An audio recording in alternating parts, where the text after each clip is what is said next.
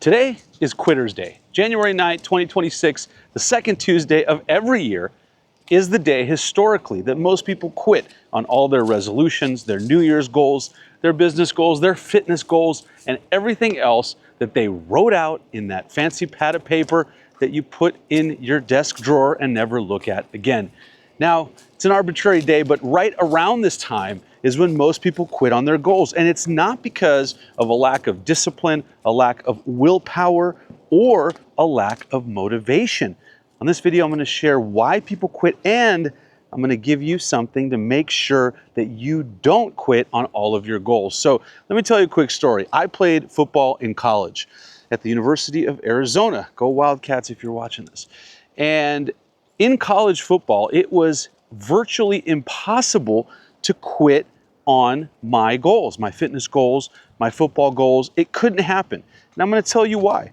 Because every morning I had to be at the facility. And if I wasn't at the facility, I'd either have to run a lot of laps, which I didn't want to do. I'd have to lift extra weight or do something like that. Or I would get kicked off the team, which of course I didn't want either.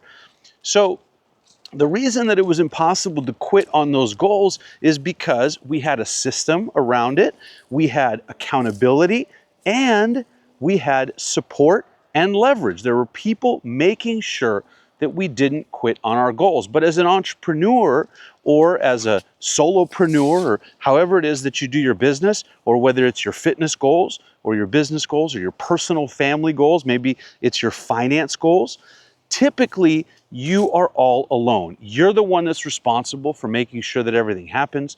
You're the one that is holding yourself accountable, which by the way is completely impossible to do. And you're relying on willpower. You're relying on yourself to get up, to make sure you don't eat that junk food, which gets harder and harder as the day goes on, I've found. You're the one that's making sure that you review the budget, that you don't spend the money, that you make the sales calls, that you hold your team accountable. And if everything is relying on you, unfortunately, that is a plan that is set up for failure. I know because it's happened to me many, many times. So if that's what your plan depends on, is just yourself making sure that everything happens, I guarantee you that it will fail. It may not be on January 9th, it might be in February or March or April or maybe the dog days of summer, but at some point this year, you will quit on some of your goals because you're the only one responsible for making them happen. So let me lay out a plan for you that is much better and that ensures that you are successful. And the plan is really built around a few simple concepts. The first one is that instead of relying on discipline, what you want to do is you want to create habits around everything that you want to do. Now, I know that in a lot of contexts, they say it takes 21 days to build a habit. When I was a certified trainer for the book, The One Thing by Gary Keller, which is a great book, by the way, we did studies and it said that it takes actually about 66 days to build a habit. So any habit you want to build, let's say you want to do 25 push-ups every single day. Takes 66 days. But once you do it for that long, that's a habit. You no longer have to think about it. You see, initially, when you're trying to build a habit, it takes a lot of discipline, a lot of willpower, but you can't sustain that forever. It's like a phone battery. It's going to drain, right? So that's why you want to build a habit so you don't even have to think about it. And you could do that with really everything in your life, whether that's business, personal, financial, family, anything you want to do. So step number one is you want to build habits, not rely on discipline.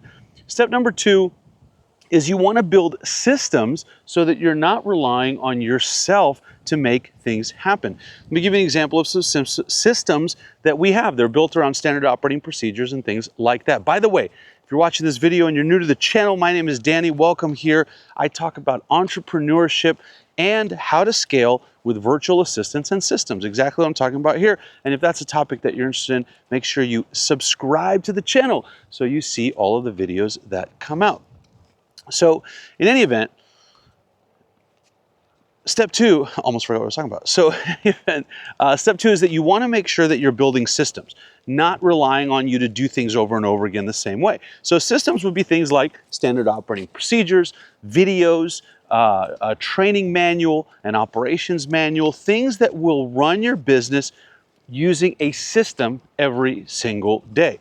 And the number three thing that you want to focus on is leverage and delegation. So, I am so big on leverage, and I have a virtual assistant staffing company called All Star VAs.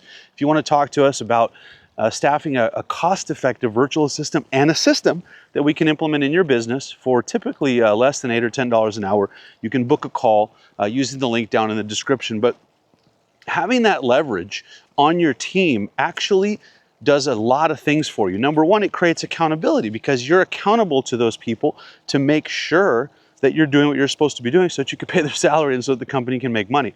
But number two, it gives you the leverage to make sure that you're only focusing on the most important tasks that you should be doing. These are the money-making activities. These are things that are going to grow your business. You can focus on working on your business instead of in your business. When you have the right leverage, what happens in your business is that you really get to focus on those things while your team and your staff takes care of all those things that you did not get into business to do: the admin work, the social media, the marketing, even lower level lead calling and qualification and things like that, right? Executive assistant work, checking your email, your voicemail, and all of that kind of stuff. We staff people for all of that, like I said, for typically less than $8 an hour. So when you put all of those three things together, what happens is that instead of having a system that relies on willpower, instead of having something where it's all on you, you're the bottleneck, you have to make sure that everything happens.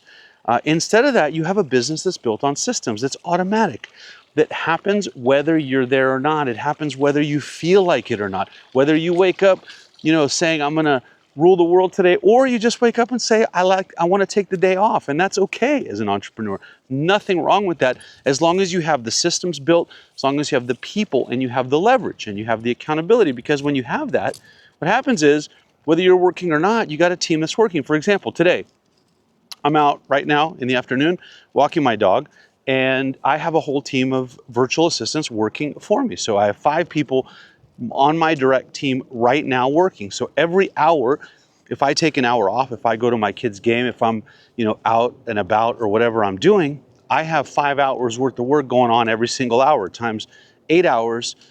That is 40 hours of work every single day, whether I am there or not. And that is really the system that you want to build for yourself in your business. And like I said, if you want some help with that, even if you just want a business consultation, you want to have us take a look at what you have going on, see if there's something we can help you with, just book a call using the link below. Happy to chat, not a high pressure sales call. We're here to help you implement this stuff into your business. If you want to do it yourself, that's great. If there's something we can do to help you, that's great as well. Again, don't forget to like and subscribe. And also check out this video right up here where I give you the step-by-step guide on hiring a virtual assistant so that you can get more familiar if that's something that you're interested in doing this year. And last but not least, don't quit.